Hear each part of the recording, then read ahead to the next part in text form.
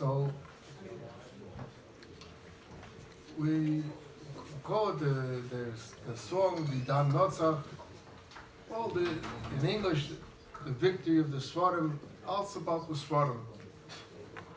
I hope people will not be upset, but I'd like to say that I think that there was another thing that it gave the Teves2, that Chassidim have to look at it a little bit different. There's a vote by Pesach. We call Pesach Chag Pesach. In the Torah statement can Yom Tov Pesach. Torah steht Chag Matzos. So they ask why in the Torah steht Chag Matzos, and why do we call it Chag Pesach? So there's a teretz, I think, from Rabbi that he says the following: that the Yidden are praising the Eibishter, and the Eibishter is praising the Yidden. When the Eibishter calls it Chag Matzos, because the Eibishter is praising the Yidden. What was the Inyan Matzah? Well, his people said the Shabbaseinu lahachmas, and they went out. The Eibishter said the go is Mugigangan. So that's a praise of the Yidden. The Yidden, on the other hand, don't want to praise themselves. They want to praise the Eibishter. What's the praise of the Eibishter? Chag Pesach.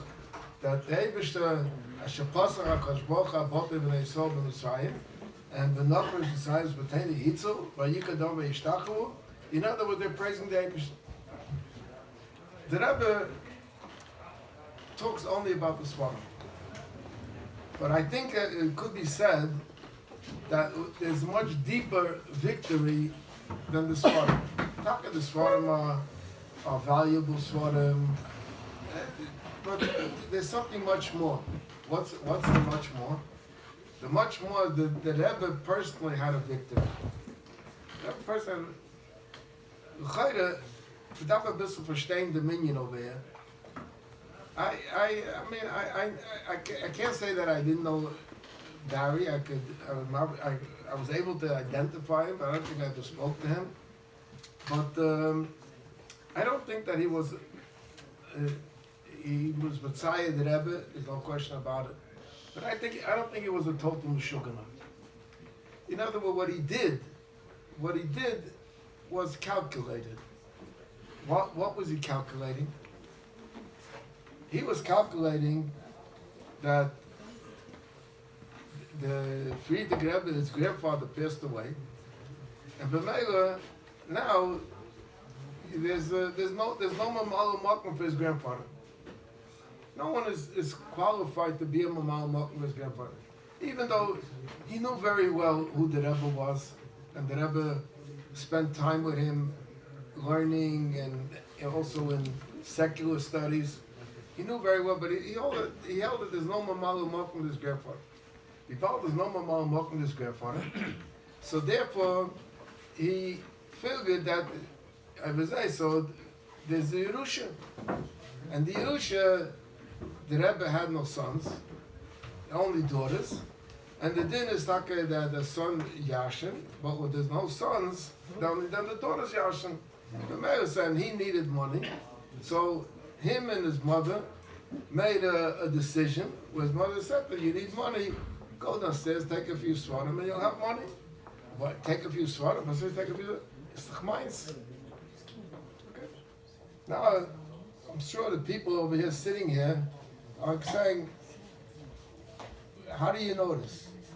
It sounds very interesting, but how do you know this? So I'll tell you on what I build it. After his mother passed away, Chana, after she passed away, she was buried in a cemetery that belongs to the Munkatcher Chassidim.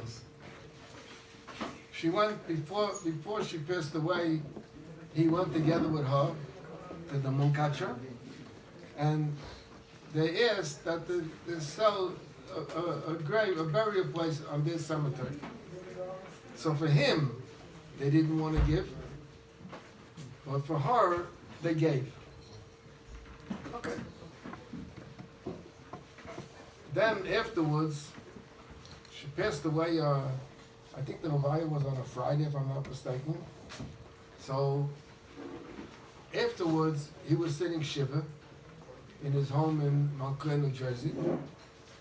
So we decided, there was an indication from the Rebbe to do it, that we decided that we'll go to him, to be Menachem Avol, and we'll try to convince him to transfer back his mother to the Lubavitcher cemetery in Montefiore.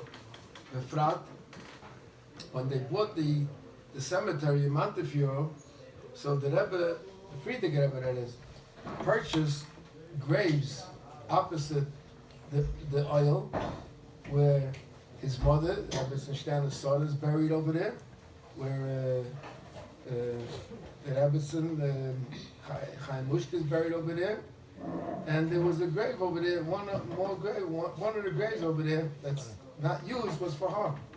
It was for the Beis Harav. So we went to Mount Clair, New Jersey. Who's the we? The we was from the Chevra Kedisha is gegangen Rabbi Shmuel Fox. You remember him? He was a rabbi in the yeshiva. He ran the Gemil's Chesed, the Ken Yisrael Yalei. And then the Levi Yisha Shapiro. And then Beto Lipska was also a member of the Chevra Kedisha, the mascot of the Chevra Kedisha. And I was the driver. And I'm also a member of the Chevra Kedisha. So we went 4 people. We came to Mount Clair, New Jersey. And it wasn't a type of shiva house where the doors open. We had to knock on the door to be let into the house. When we knocked on the door, so his wife answered the door, she let us in, and she, I hate to say, but she wasn't a nice person. You know, there's a word that they have in English starts with a B, but I don't want to say that word. And she gave us like a shikha mishabeirach, you know, and we just didn't pay attention, that we disregarded her. And we came into the house. There was a living room over there. He was sitting shiva in the living room, and there were 2 people there, a husband and a wife, that came there to be Menachem Avol. They were talking, you know. We were quiet the whole time, except that I don't remember what it was, but the husband that came to be Menachem Avol had a certain question, it's in a Mishnah, and I answered that question.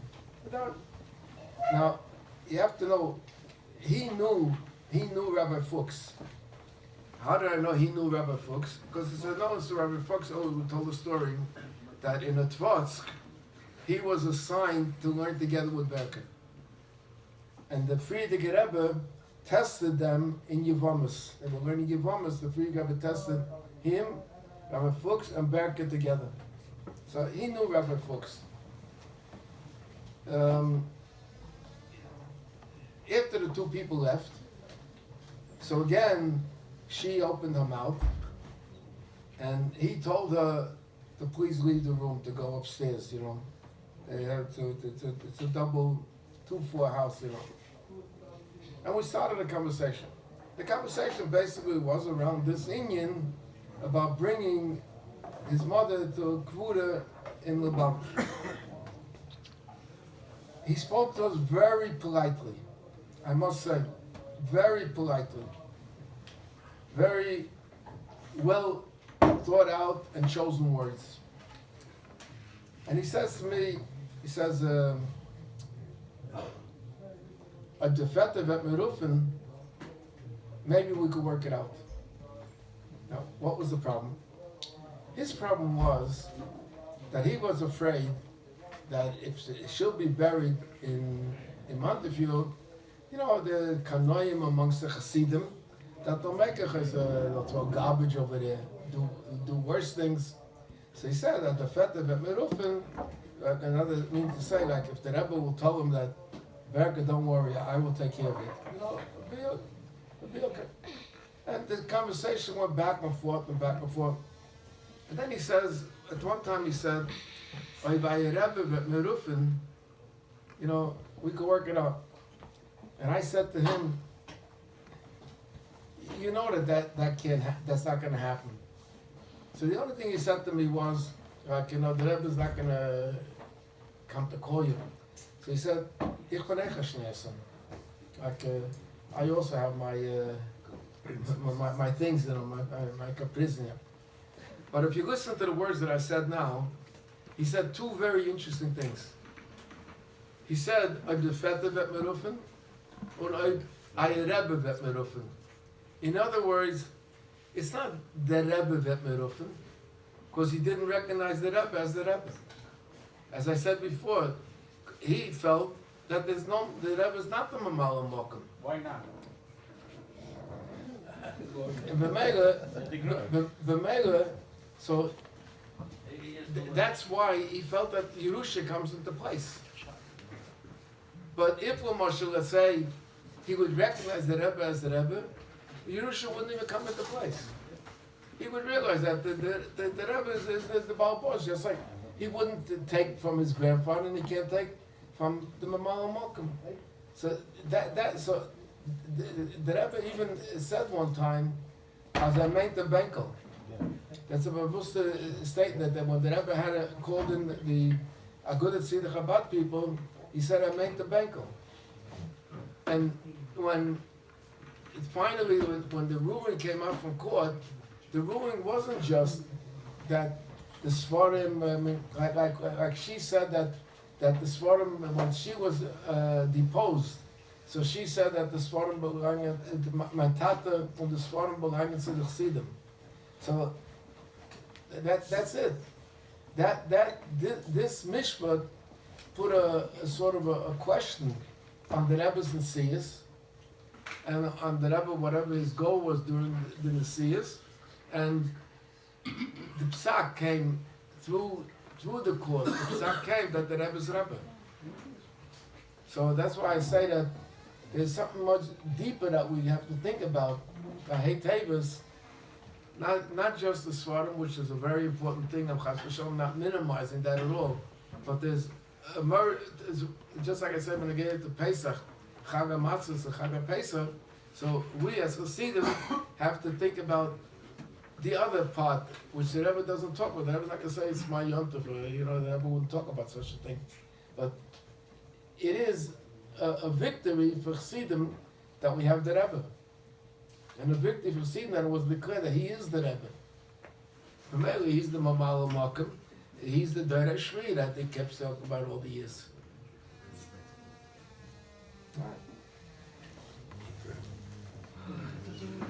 Fine.